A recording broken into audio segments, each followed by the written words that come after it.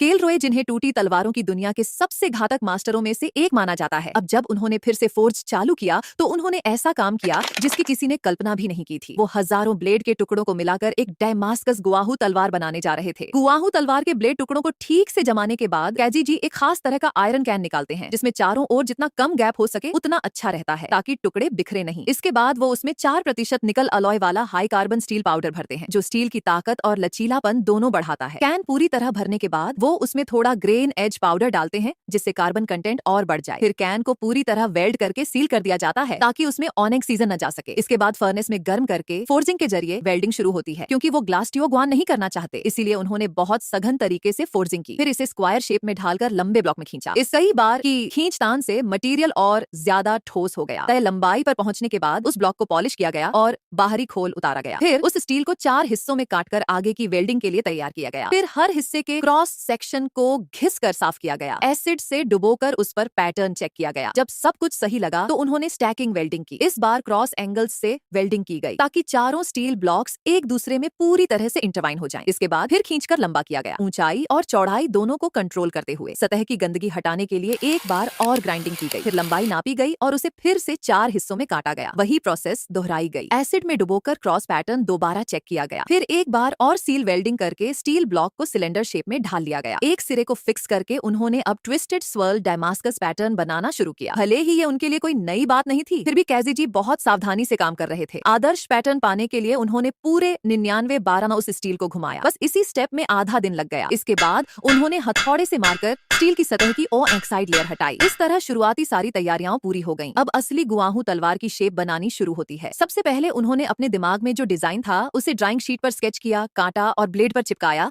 ताकि कटिंग के समय गलतियां न हो। टेबल सॉ से कटिंग करते हुए उन्होंने ब्लेड के अंदरूनी घुमाव वाले हिस्से को मोटे तौर पर काटा और बाकी के कोने किनारों को सैंड बेल्ट मशीन से साफ किया। जब शेप पूरी तरह पक्की हो गई तो हीट ट्रीटमेंट शुरू हुआ। ब्लेड को 1400 फ़ारेनहाइट से ऊपर तापमान वाले फर्नेस में गर्म किया गया और फिर तुरंत ऑनाइल में डालकर क्वेंचिंग की गई ताकि स्टील सख्त हो जाए। इसके बाद लेथ मशीन से उसे पॉलिश किया गया। फिर ग्राइंडर से ब्लेड की धार निकाली गई। क्योंकि ये गुआहू तलवार थी, इसलिए कैजी जी ने इसकी धार को गहराई में झुकी हुई बनाई। इसके बाद इलेक्ट्रोप्लेटिंग से तलवार के हैंडल पर अपना नाम उत्कीर्ण किया गया। यही उनकी पर्सनल ब्रांडिंग है और इसी वजह से ये तलवार $3000 तक बिक सकती है। फिर हैंड पॉलिश से पूरी तलवार को चमकाया गया और आखिर में उसे एसिड में डुबोकर पैटर्न उभार दिया गया। इससे काले स्टील का रंग और भी गाढ़ा हो गया। इस तरह MS लेवल ब्लेड मास्टर केल रॉय द्वारा खुद बनाई गई ये गुआहू तलवार पूरी तरह तैयार हो गई। इसमें सिर्फ घनी ट्विस्टेड वेव्स ही नहीं है, इसकी धार भी इतनी शार्प है कि कागज चीरना तो जैसे मक्खन काटना हो।